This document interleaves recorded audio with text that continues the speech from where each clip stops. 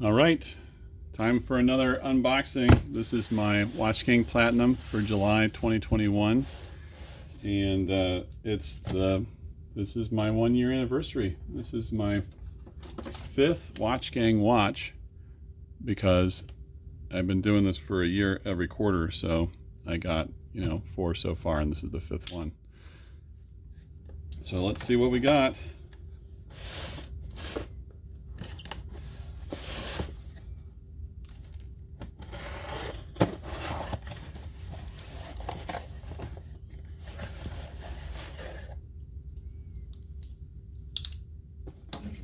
The ad, as per usual, for the Oris Big Crown Pro Pilot.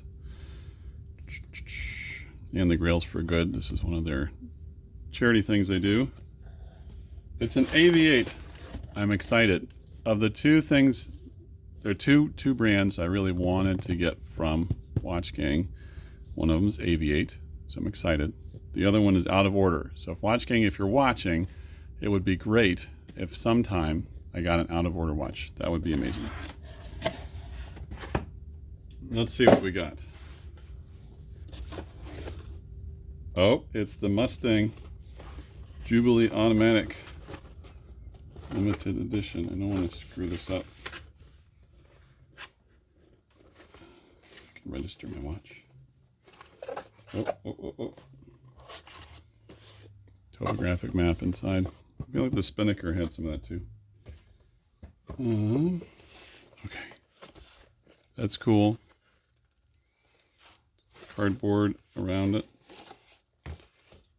I like the colors too, this red and the yellow. It's Helmet Boba Fett E. Oh, this is a nice case. Plastic. It's got the 8. This is AVI-8 on the little handle here. Hard-sided. Looks like nylon. This is a nice detail with the poles on the zipper. Always nice when you get a case that maybe you can reuse for other stuff too. So I don't keep the watches in the cases. Foam. Keep everything nice. Oh, there we go.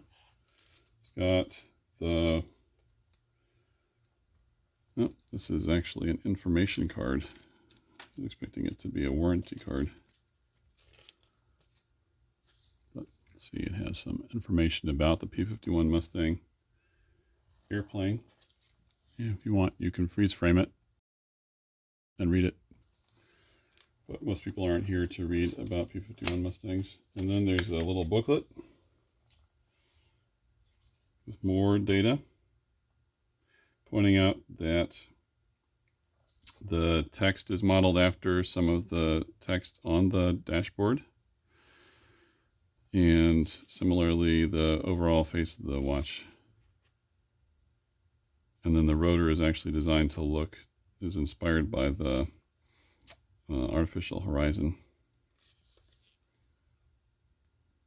Nope. And the leather strap has color details too. And we do get an actual instruction manual.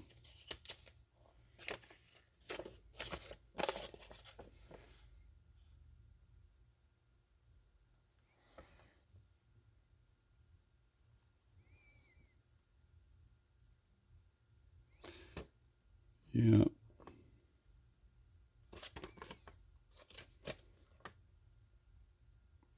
Everywhere you're watching, jacuzzi, hot shower, or steam room.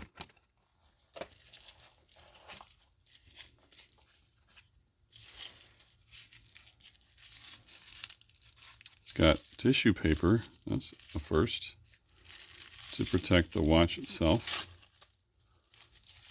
Ta-da! Ooh. And just in case you didn't know it was an automatic, because, AVI-8 does make quartz watches too. Doop. It's automatic. Oh, that's actually, I like the details. Look at that. Look at that face. The dial.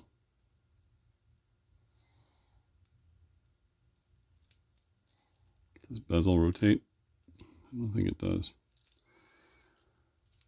And again, the back is nice too.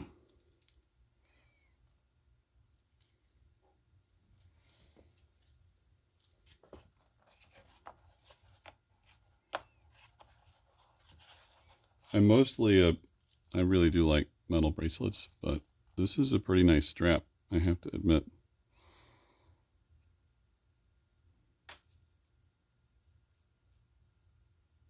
I'm tempted to put the strap on.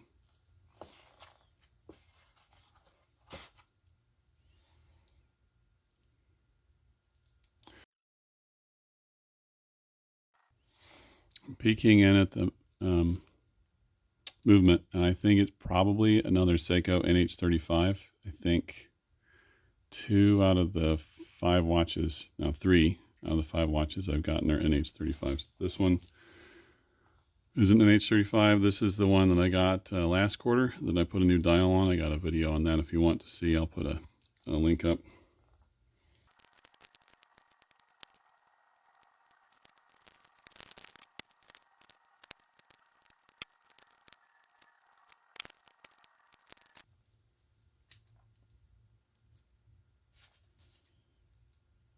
They even protected the end links. Look at that. That's a first.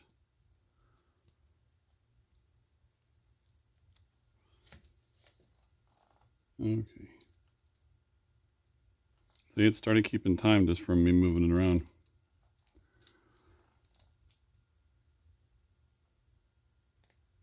Okay, interesting. This is the first watch gang watch I've gotten that doesn't have a screw down crown. It's got this sort of bumper to protect it from getting bumped, but it's just in the winding mode right here. So probably, if I get it right. Okay, who am I kidding? I'm going to put this leather strap on.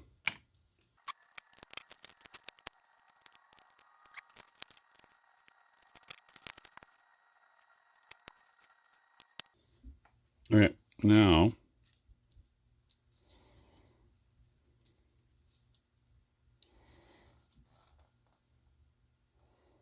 if you watch the ratchet wheel on top of the mainspring, you can see it move as I wind it.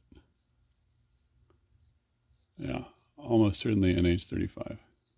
I'm familiar with this movement.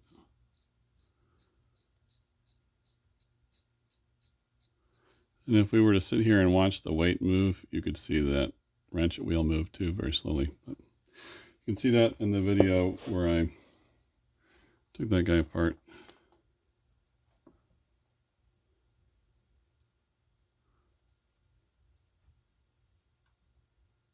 Oh, such gorgeous hands.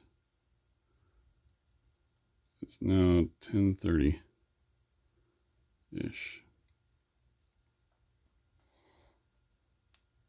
I'll set the time off of time.gov later. You get it exactly. Oh, you're not supposed to set the date. Okay, I gotta back it up. You're not supposed to set the date with the quick set when it's between 9 p.m. and 3 a.m. because you can screw up the mechanism that does the date. It is the 21st.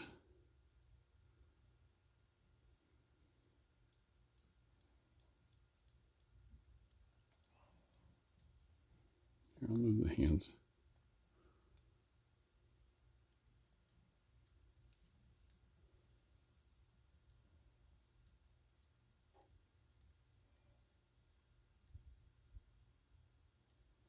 Okay, now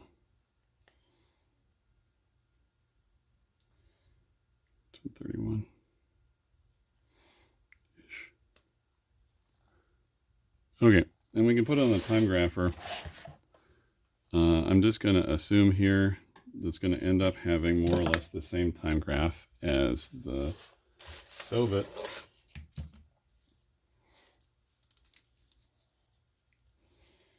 So put the Soviet on now.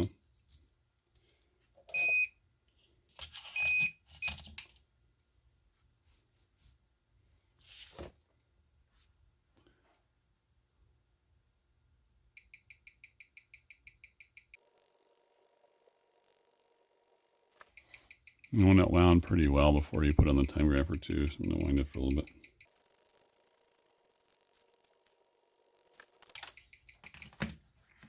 Okay, that was -8 seconds per day.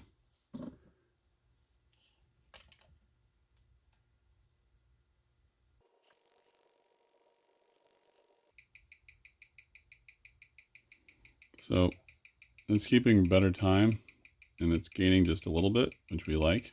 It's easier to set. The beat error is bigger, and I can go in and try to monkey with that, but I don't think it's worth it because 1.2 milliseconds is not enough to really worry about. Now it's losing 2 seconds a day.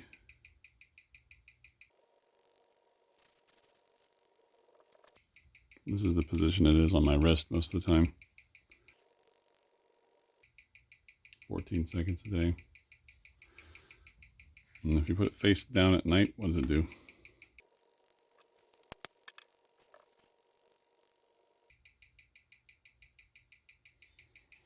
Okay, there you have it. 4 to 7 seconds a day.